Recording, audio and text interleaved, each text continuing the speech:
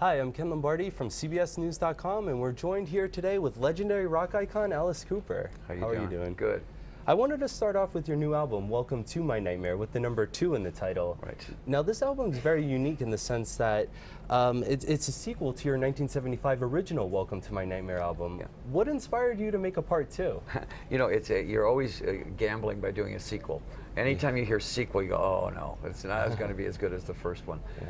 But this one's 35 years later. Well, what would happen to Alice 35 years later? You know, we said, what would his nightmares be now? And I thought, well, let me think.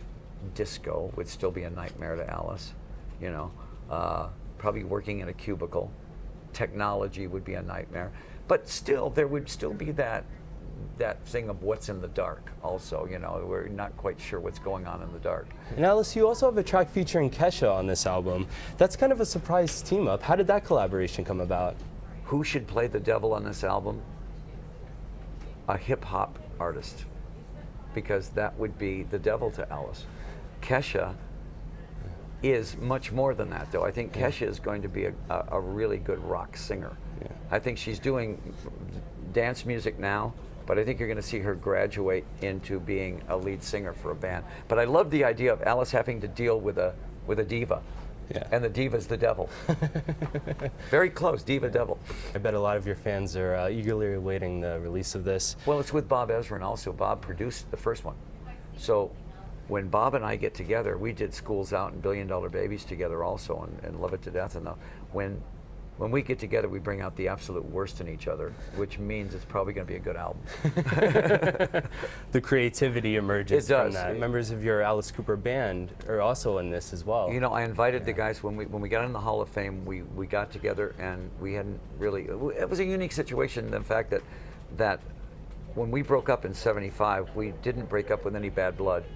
There was nobody lawsuits or anything like that. It just we went in different musical directions, and so we were never not friends. Speaking of your induction into the Rock and Roll Hall of Fame, that must have been an amazing experience for you. Once you get in, you start realizing that it's almost like graduating, because the guys that vote on you are your teachers. You know, you look at the guys that are in the Hall of Fame, and the Pete Townsends and the Mick Jaggers and the Paul McCartneys, they're the ones that got us into the business. You know, we listened to the records and we wanted to write songs like that, so they vote on you. It's like graduating. And aside from your new album, you're also currently on tour. You're doing this No More Mr. Nice Guy worldwide tour. Yeah. You've always been known for your theatrics. What should fans expect this time around from you? We do 28 songs.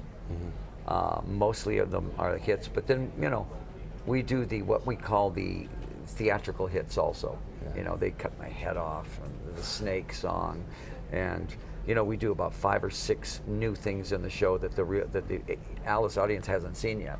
And every year I have to think of new things, because I realize that the same people are coming out to see us play, but I don't want to give them the same show every time. I want to give them something different every time. Now, what is the real Alice Cooper like? Honestly, I've been married 35 years. Yeah. Never cheated on my wife. I'm just the opposite of what you would think a rock star would be. I go to church every Sunday. I'm Christian. I got 3 kids. Play golf every day. Every single thing that Alice hates is what I am off stage. I am much more Ozzie Nelson than Ozzy Osbourne. Oh, wow, who would have thought, right? I know, but I think that's what makes the character so appealing to me, is the fact that I get to play this character. I would imagine it would be the same for Anthony Hopkins getting to play Hannibal Lecter. You know, he's nothing like that character, but you get to be this really horrific, you know, insane doctor, you know. Well, that would be fun.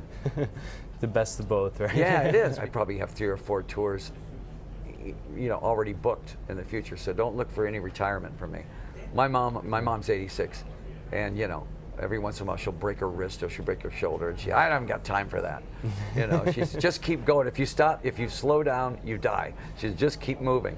And so I believe in that. Just keep moving. Keep on moving. That's the spirit, right? Welcome to My Nightmare will be released on September 13th. Very fitting day, number 13. 13. Alice Cooper, thank you so much for talking with us. I appreciate it. It was great. Thank you.